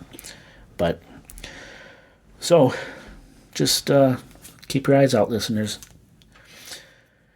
Now, overall, the Highway Serial Killings Initiative has identified approximately 850 murders over several decades that meet the specific criteria to be considered a trucker serial killer victim. Once again, that's transient female victims, rapid incapacitation, manual or ligature strangling, partial clothing and sexual assault, and body disposals along interstate highways and near rest stops and truck stops. Yeah. That's the general MO. Of those 850 murders, 200 cases are still active and unsolved. Kind of like Tammy's Wiki, right? Yes. And at least 25 long-haul truckers have been convicted and are serving time for multiple murders. Now, shockingly, the FBI believes there could be hundreds of trucker serial killers at large and on the road right now. That's terrifying. Yeah. So over the decades, the highway system has enabled killers like Rhoades, Colvin, Mendenhall, Baldwin, Jesperson, and Ford. The systemic vulnerability of lot lizards and other marginalized women highlights the human cost of mobility and anonymity. Some killers are behind bars, but too many victims remain unidentified. The roads carry freight, travelers, and predators, and the interstate itself bears silent witness to the crimes that occur in its shadows. As Frank Figliuzzi has stated, serial killers don't need secrecy if the system gives it to them. The highways are still there. The trucks are still rolling. The exits still blur. Some killers were caught. Some may never be named. The road doesn't care. So there you have it. Serial killer truckers. I cannot say the word anonymity. I can't say. I think I said it 5 different ways. I was gonna make fun of you after the show, after recording, because you kept saying everything but anonymity. I just can't do it. I can't do it. You almost had it a couple times, but you never quite got there. I can't do it, man. It is funny, and if I ever have to speak in public in any way about you, be it my funeral. Yeah, you can say it. Funeral, or like you got a big, I don't know, promotion, or you win the lottery, right? And like, oh my God, say something. He can't say anonymity, bitch. And I can't do it. Like, I'll just be the first thing I'll mention. You know how many times I practice it going through this show? I can see you. I just can't say it. I can see you doing it. So I wonder if serial killer truckers are such a almost like a standard, right? As far as these kind of crime, that at this point, if you find a victim in a state where they don't belong, maybe just immediately start searching for truck drivers. Look at routes and stuff. Right, immediately. Yeah, and maybe it should be the standard. And for all I know, it is. I don't know how policing works. Well, but that's what I was going to say. I don't know the internal operations of the Highway Serial Killer Initiative, the HSK. Because we started the show with how not great, but how easy it is to get away with it because of the fact that you're taking victims outside of the jurisdictions. Yeah. But if it's common practice, or if it's common enough, then it could be common practice to immediately look for truck drivers and their routes. Yeah. So. Yeah, and I'm guessing today it's a hell of a lot easier to do than 20 years ago. It must be. With all the monitoring and stuff. I do think it is harder to be a serial killer in general nowadays, but I would say the same applies for truck drivers. Maybe even harder. Yeah. Maybe not. I don't know. But. Yeah, I don't know. It's what did you think? I liked it. It was good. I mean, I was thinking of there's a movie. I was trying to think the name of it. I couldn't think of it. There's a movie from the 2000s. With the guy who plays Ned Stark. I think that's him. What's it, Bean? I know who you're talking. Yeah, of course. I think he plays a. He's not a trucker necessarily, but it's like a road. It's an interstate highway serial killer movie. Where he's chasing this young couple throughout the state, and it reminds me of that movie, but also reminds me of another one with Ben Kingsley, where there's this like hardcore serial killer that he's chasing that no one knows, and he's a truck driver. And no one believes him. And this was, I think, filmed in the 2000s. Tell me Ben Kingsley's a killer, because I love Ben Kingsley. No, Ben Kingsley is the guy chasing him. Oh, okay. Sorry, he's the guy. I believe so. No, I know who he is. He's not a cop.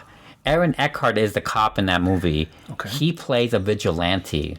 Like Kingsley does. Yes. Oh, okay. He's like killing the kill. He's like Dexter, kind of like that. He's like trying to kill the killers. He doesn't want to do due process. He doesn't want them in prison. He wants to kill them. Yeah. And he's looking for this one serial killer he's chasing that's killed like hundreds or something. And he's a truck driver. And that's why.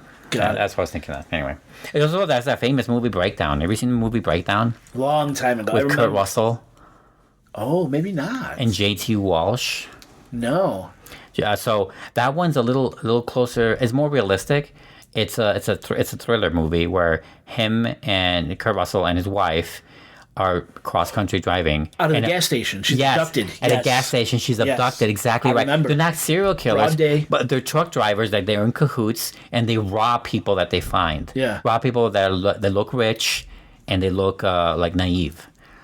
And they target Kurt Russell. No, they were planning on killing her that evening. But Kurt Russell, it's an action movie, so like he managed to get to them. Of course. But like, yeah, but that was their plan. It was to kill them and sell the car and just steal from them. Like they're not killers. I mean, they are, but they're not serial killers. Is my point. Got it. But it felt very close to home to this. Yeah, definitely. Right. Definitely. Yeah. Again, just the anonymity of the road. What could you do? Again. What could you get away with? Definitely got it wrong. I messed it up again, didn't I? Yeah, you did. You I said can't do it. anonymity. I can't fucking do it. It's like when I say aminal. Instead of aminal. Or aminy. Animal. What if... Oh, my God. Yeah, but I can do it whenever. I'm Enemy, drinking too much aminal, animal. 115 proof whiskey. It's okay.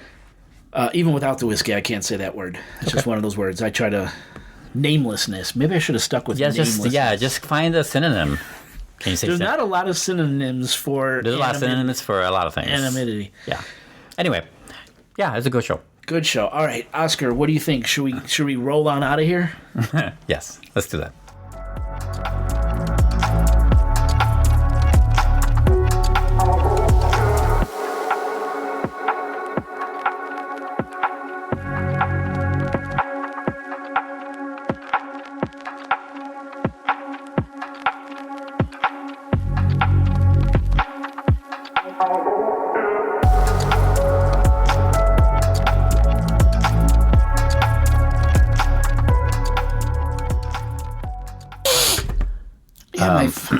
So I had what's today, Friday? Yeah, yesterday. Yesterday I went to a funeral. Oh, shit. It's okay. My great aunt died. She was old. Sorry, man. She's a great aunt. It's okay. I didn't know her that well. I mean, I've known her all my life, but it's like one of those things where you see her like once a year maybe or something. Yeah. And she had dementia too. So over the last year and a half to 2 years, so she was at a home. And my mom went there like every week and shit like that. So I went there and I saw like so much family. I forgot how much of us there are. Like too much family? This is just my mom's side. It's just my mom's side. That we filled that funeral home.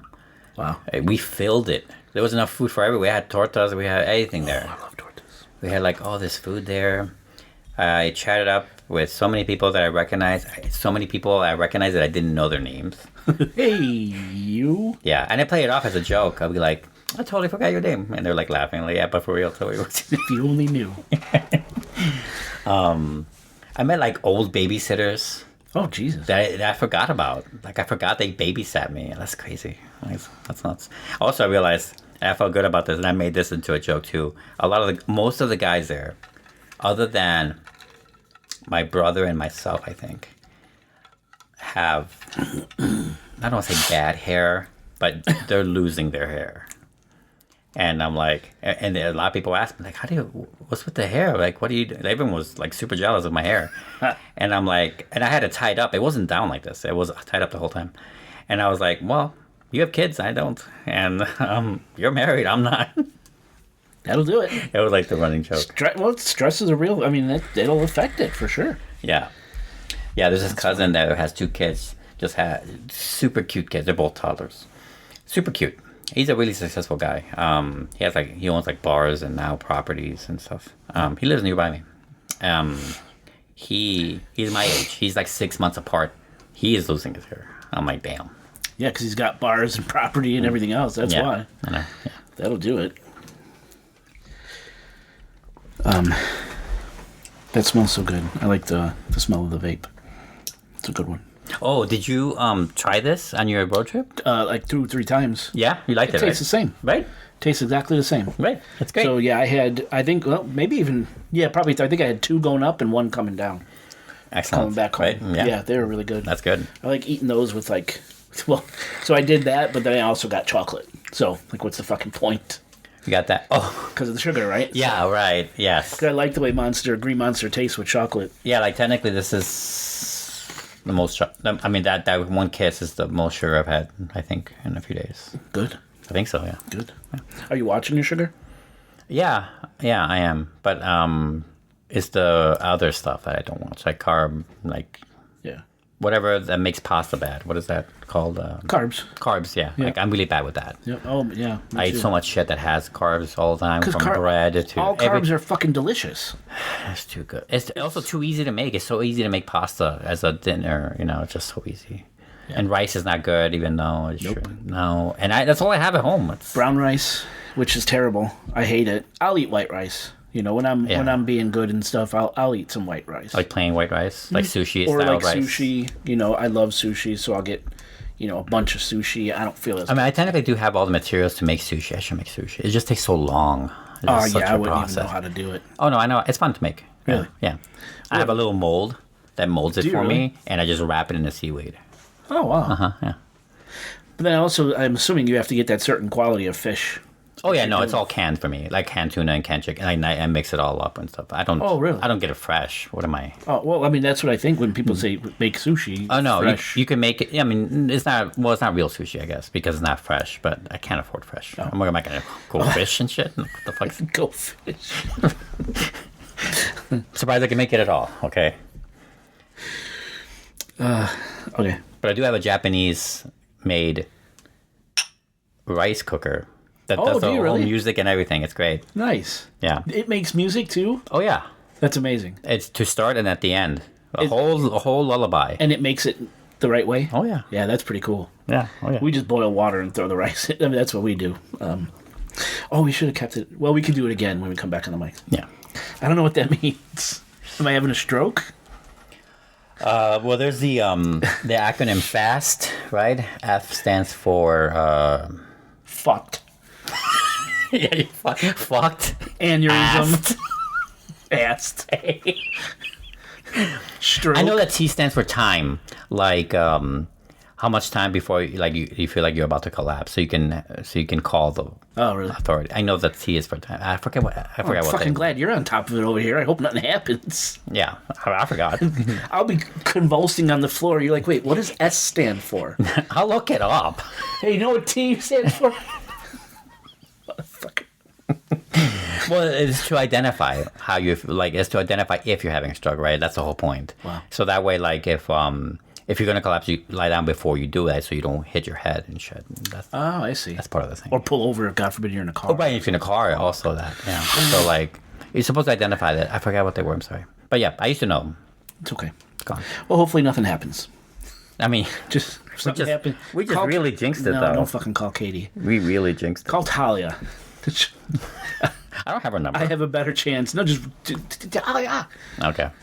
Your clothes are ready. That'll get her coming down. Katie wouldn't believe you, or she wouldn't hear you. Oh, that's right. She wouldn't hear me.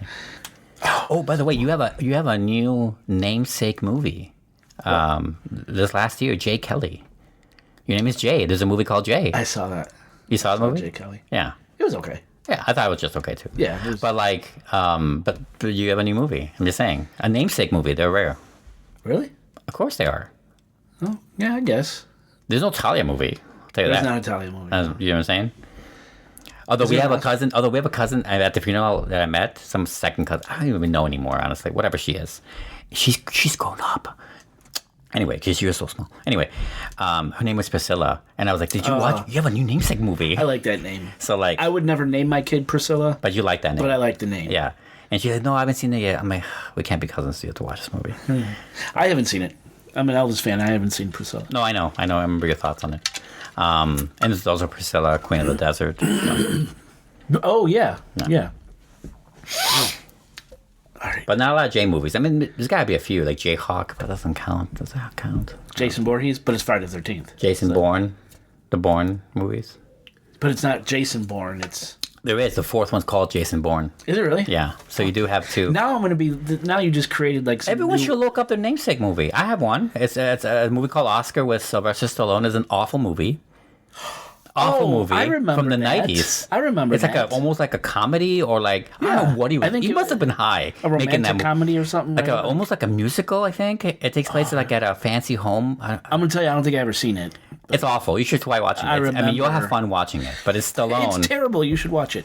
Yeah, in a good way, you know. What did you think of... We're never going to... What did you think of Predator Badlands? You watch that one yet? I really liked it. I saw it in theaters. I liked it. Yeah. You know what I didn't like? There was another movie out there called Predator Badland. Me and Katie rented it for $5.99, and it was the most fucking D-rated movie. Didn't you fall for this before? It was some other movie. Yes. It was Twister. Yes. You were like, oh, I rented It was like Cyclone. Twister. I remember. It was like Twister and Twisters. Or Yeah, something yeah, like yeah. that, those motherfuckers. Yeah, they got you. Predator Badland, dude. It was so fucking... I got mad. We turned it off. The Predator, you could literally see the whole ripples in the fabric, like in the shirt he was wearing to give him the look of the skin. Yeah. It was so bad. You were How so could mad. they do that? You were How so is mad. that legal? Like how do they do that? How can they do that? And we get dinged for the. Yeah, I know. You're absolutely right. Yeah. What is that bullshit? Yeah, I know. I literally think it's called Predator Badland. It may be Badland versus Badlands. I don't know, like Yeah. Twister Twisters. It must be. It caught us. But I'm like, oh, this must be it. It just means that the name Predator isn't like a registered name, like the way Mickey Mouse is, or used to be, not anymore. You know. It's so weird. I think so. I'm guessing. You know, or like the Batman. Every time you write Batman, you have to put the trademark symbol, right, or something. If it's not DC using, you know, whatever. Well, apparently you have to do the same thing now with all right. No, It's been all over like the. that's ridiculous. So Social if I go on media and TikTok and say that, I can't say it. Yeah, apparently he copyrighted it That's to nice. stop something with AI. Oh, I see. Okay. Yeah, that It's probably won't some- apply to us though. It's some way to combat. Yeah, AI. but that won't apply to us. Like you just said it now. If I put all right at the, Oh, would it ding us? I'll put it in the. Okay, I'm putting this for listeners in the what do you call it? Outtakes. Oh, good. Yeah, good. So Good call. if it dings us, we'll tell you on the next show. All right. Yeah.